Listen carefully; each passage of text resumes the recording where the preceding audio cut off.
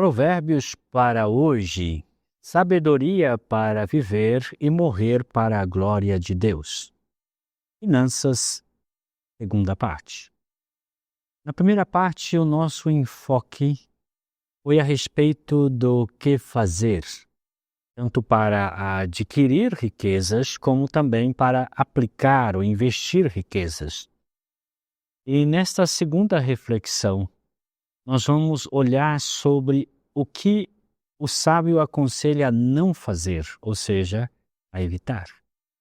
O sábio, então, como um bom conselheiro, não somente aconselhou seu filho a respeito do que fazer e ser, era ser justo, honesto, ser generoso e estar contente, como também aconselhou quanto ao que ele deveria evitar para que tivesse uma vida financeira sadia. E a pergunta é: o que evitar? Primeiramente, a avareza. A palavra hebraica, betzah, significa então pilhagem, por extensão ganho, né? Tem a ideia de principalmente aquilo que é derivado de um lucro desonesto. É algo que se ganha de modo ilícito, mas está ligado mais a uma paixão por querer mais, por uma certa insaciabilidade. Indica então um desejo de ter mais, tirar vantagem em tudo, um desejo não reprimido de ter mais, invariavelmente ligado à prática de enganar pessoas em benefício próprio. Isso é avareza. E o sábio dirá que devemos evitar a todo custo a avareza. Discorrendo sobre a questão de liberalidade, generosidade, o Aristóteles ele disse que existem dois extremos quando se fala então sobre generosidade, que tem a ver com a aplicação dos recursos. O primeiro excesso é exatamente a avareza, é querer muito e ser, num certo sentido, deficiente na ideia de dar. E o outro é a prodigalidade, que é o excesso em dar e falta em receber, ou ter condições de também ser objeto de generosidade de outros. Então, esses dois limites aí, os extremos da avareza e da prodigalidade, eles são contrários à virtude da liberalidade, que é a generosidade, uma das virtudes que deve ter o sábio no que diz respeito à administração de seus bens. Ele considera, então, esses dois lados viciosos, tanto o avarento, que quer mais e mais, como o pródigo, né? Aquele que é da prodigalidade, que gasta em excesso, que desperdiça e faz com que os seus recursos não fiquem com ele, de maneira que ele gasta sem nenhum critério. Então, tanto ganhar tem que ter um limite para não se tornar avareza, como também dar tem que ter um limite para não se tornar prodigalidade. E com efeito, então, a maioria gosta de ganhar dinheiro, menos de dar, é o normal. Mas o vício também de dar em excesso causará aí problemas na administração dos recursos. Veja o que a Bíblia ensina sobre a questão da avareza. Jetro aconselhou Moisés a nomear juízes sobre o povo de Israel. E dentre os requisitos para essa função, né, Jetro disse para Moisés: olha, procura dentre o povo homens capazes, tementes a Deus, homens de verdade que aborreçam e tenham aversão, asco, ojeriza, a avareza. Põe-nos sobre eles, pois chefe de 1000, chefe de 100, chefe de 50 e chefe de 10. Veja que o saber lidar com recursos era um requisito essencial para o juiz exercer bem o seu papel. O relato bíblico nos diz que os filhos de Samuel, Joel e Abias, eles se inclinaram à avareza. Por essa razão não sucederam Samuel. E eles então aceitavam subornos e pervertiam o direito. Em Salmos, o ganancioso é retratado como sendo ímpio. Ele se gaba da sua própria cobiça, o ímpio, né? E em sua ganância amaldiçoa e insulta o Senhor. E o salmista ora para que Deus o livre do espírito ganancioso. Ele diz: inclina o meu coração para os teus estatutos, não para a ganância. O sábio condena a avareza. Assim como é inútil estender a rede se as aves o observam, assim também esses homens, né, aqueles que são ávidos por riqueza, estes homens armam tocaias, né, para si mesmo. Tal é o caminho de todo ganancioso. Quem assim procede se destrói. O ganancioso arma tocaia para si, ele está dizendo. A herança que se obtém com ganância no princípio, no final não será abençoada. Quem fecha os ouvidos ao clamor do pobre, também clamará e não terá resposta. Geralmente o ganancioso, o avarento, também não é generoso, ele é mesquinho. Não explorem os pobres por serem pobres, nem oprima o necessitado no tribunal. O príncipe falto de inteligência multiplica as opressões, mas o que aborrece a avareza viverá muitos anos. Aquele que tem olhos invejosos corre atrás de riqueza, mas não sabe que há de vir sobre ele a penúria. O fiel será ricamente abençoado, mas quem tenta enriquecer-se depressa não ficará sem castigo. O ganancioso provoca brigas, mas quem confia no Senhor prosperará. O pobre que se torna poderoso e oprime os pobres é como tempestade súbita que destrói toda a plantação. Aqui ele está falando sobre a exploração, que é uma modalidade da avareza. Geralmente o avarento, ele explora para poder ter mais. Quem aumenta sua riqueza com juros exorbitantes, ajunta para algum outro e será bondoso com os pobres. Quanto a isso, Jesus disse: não acumulem para vocês tesouros na terra, onde a traça e a ferrugem constroem, onde os ladrões arrombam e furtam, mas acumulem para vocês tesouros no céu, onde a traça, a ferrugem não destroem, os ladrões não arrombam nem furtam. Pois onde estiver o seu tesouro, aí também estará o seu coração. O coração do avarento está na sua riqueza. Ali ele colocou o seu coração, porque ele investe todos os seus recursos, todo o seu pensamento, todo o seu tempo em aumentar sua riqueza. Os olhos, que aí está falando da cobiça, né, em especial, são candeias do corpo. Se seus olhos forem bons, gentis, generosos, justos, moderados, todo o seu corpo será cheio de luz, mas se os seus olhos forem maus, avarentos, cobiçosos, gananciosos, todo o seu corpo será cheio de trevas. Portanto, se a luz que dentro de você são trevas, e tremendas trevas são, ninguém pode servir a dois senhores, pois odiará um e amará o outro, ou se dedicará a um e desprezará o outro. Vocês não podem servir a Deus e ao dinheiro. Veja que o contexto da fala de Jesus, toda ela é sobre dinheiro. Quando ele fala sobre os olhos, quando ele fala sobre o tesouro, onde está o coração, ele está se referindo exatamente a essa ideia de não devemos ser gananciosos. Pelo contrário, devemos buscar o reino de Deus e a sua justiça em primeiro lugar, para que então todas as coisas nos sejam supridas.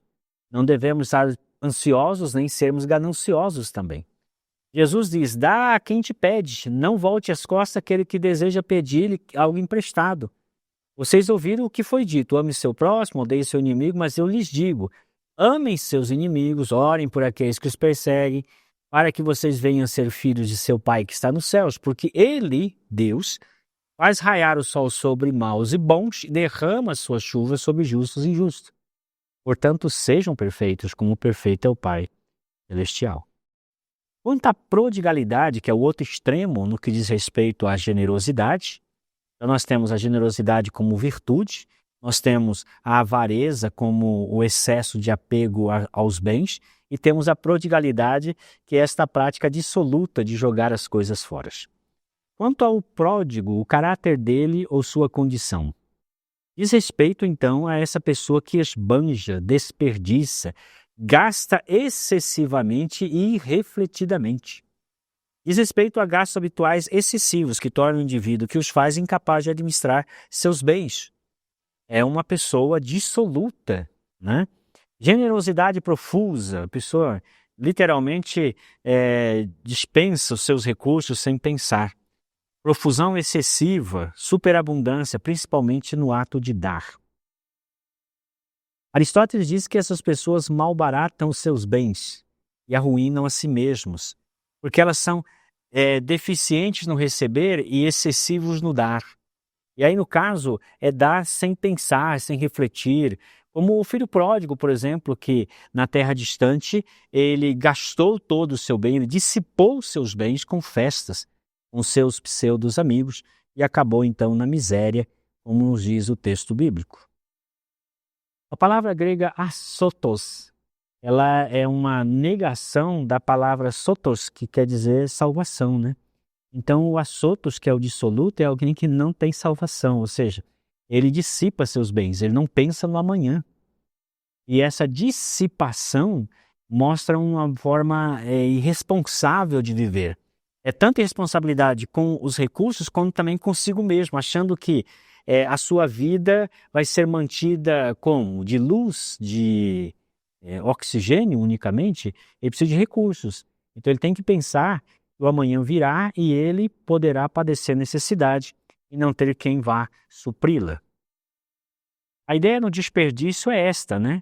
Nós vemos, por exemplo, sendo usado para o filho o pródigo, que nós falamos, o mordomo infiel na parábola de Lucas 16, e também usado quando Judas critica Maria por ter lançado aquele perfume precioso nos pés de Jesus. Ela diz, é um desperdício, é jogar fora. Essa é a noção, então, de ser pródigo. Veja o que o sábio disse. Quem é negligente na sua obra já é irmão do desperdiçador.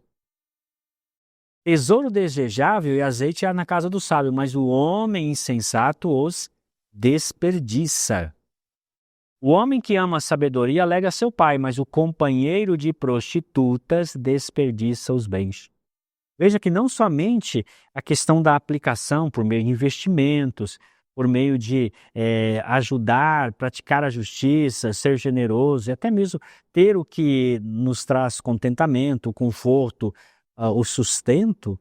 Aqui nós estamos falando de pessoas que, tendo recurso, elas desperdiçam, sem nenhum critério, seja com festas, sejam com bebedeiras, com prostituição. Essas pessoas, elas são pródigas e a prodigalidade não cabe àquele que administra os recursos de Deus. A outra coisa a evitar, então nós já temos a avareza e a prodigalidade, que são os dois extremos a serem evitados.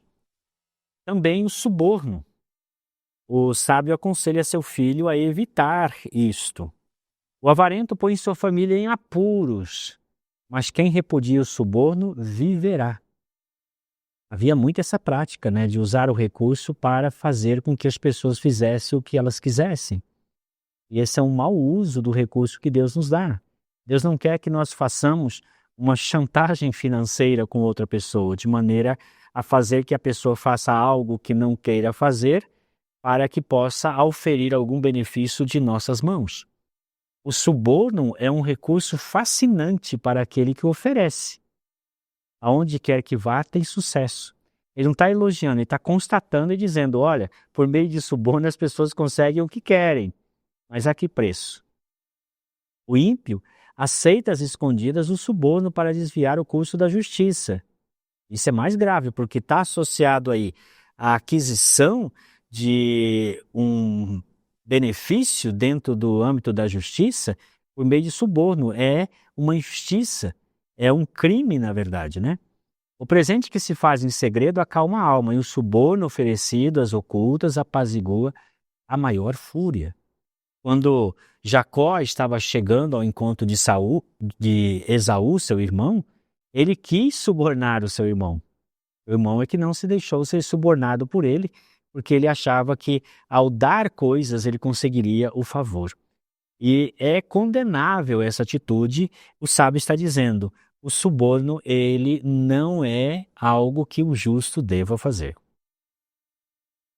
Outra coisa a evitar é a fiança. A fiança é quando nós colocamos o nosso nome, a nossa assinatura, em um documento para que a outra pessoa possa se beneficiar como uma espécie de segurador ou de uma segunda fonte que possa vir a quitar aquele débito assumido. Filho meu, se ficaste por fiador do teu companheiro e se te empenhaste ao estranho, estás enredado com o que dizem os teus lábios, estás preso com as palavras da tua boca. Agora, pois, vai fazer isso. Filho meu, livra-te, pois caíste nas mãos do teu companheiro. Vai, prostra-te e importuna o teu companheiro, não dê sono aos seus olhos, nem repousa as suas pálpebras. Livra-te como a gazela da mão do caçador e como a ave da mão do passarinheiro, desculpa. Veja que ele está preocupado em que nós nos empenhemos ou coloquemos os recursos que Deus nos dá para estar colocando-nos numa condição em que o outro deixe de pagar e aquilo venha se tornar dívida nossa. Ele dá, então, esse aviso de precaução, para que nós saibamos que se fizermos uma fiança, saibamos que isso pode dar muito errado e a dívida pode ser transferida integralmente para nós. O homem falto de entendimento compromete-se ficando por fiador do seu próximo. Veja que ele não está autorizando, ele não está reconhecendo isso como legítimo. Tome-se a veste de quem serve de fiador ao estranho. Sirva ela de penhor de quem dá garantia a uma mulher leviana. Se fazer fiança a um amigo já está errado, ainda mais a mulher leviana. Não seja como aqueles que com um aperto de mão empenham-se com os outros e se tornam fiadores de dívidas. Se você não tem como pagá-las, por que correr risco de perder até a cama em que você dorme? É um risco real. Então precisamos tomar um cuidado em relação a esta questão. A outra coisa que ele diz que devemos evitar é a usura.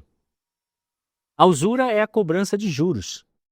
Na estrutura econômica, social, jurídica do Antigo Testamento, um irmão não pode emprestar dinheiro para o outro irmão com juros. Era proibido que um israelita emprestasse dinheiro a outro israelita com juros. Ele podia emprestar dinheiro a um não israelita com juros, mas não ao seu irmão. Essa era a regra que dizia na lei de Moisés. Quem aumenta sua riqueza com juros exorbitantes ajunta para algum outro e será bondoso com o pobre. A pergunta do salmista é essa: Senhor, quem habitará no teu santuário? Quem poderá morar no teu santo monte? E ele responde, Deus respondendo ao salmista: aquele que é íntegro em sua conduta, pratica o que é justo, não empresta o seu dinheiro visando lucro, nem aceita suborno contra o inocente. Quem assim procede, nunca será abalado. O rico domina sobre o pobre. Este é um versículo bastante conhecido.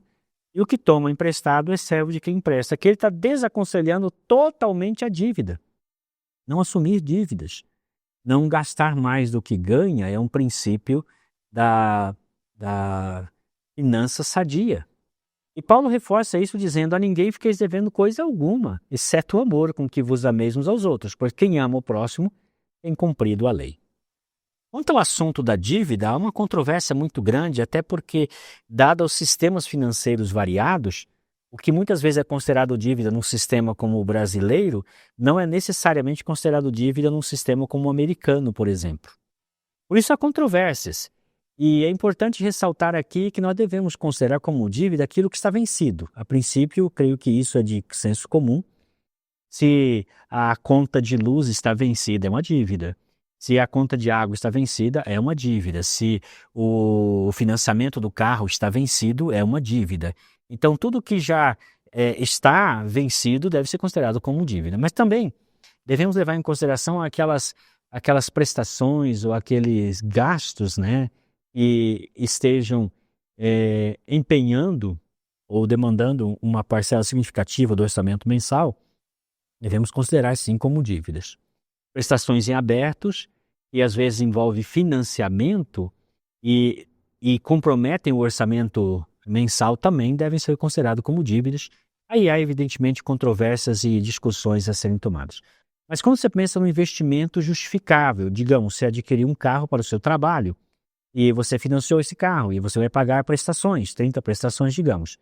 Sendo um investimento para o seu trabalho que lhe gerará recursos para pagá-lo, e até mesmo lucro para você, não deve ser entendido como dívida, mas como um empenho que visa lucratividade ou melhoria na sua qualidade de vida.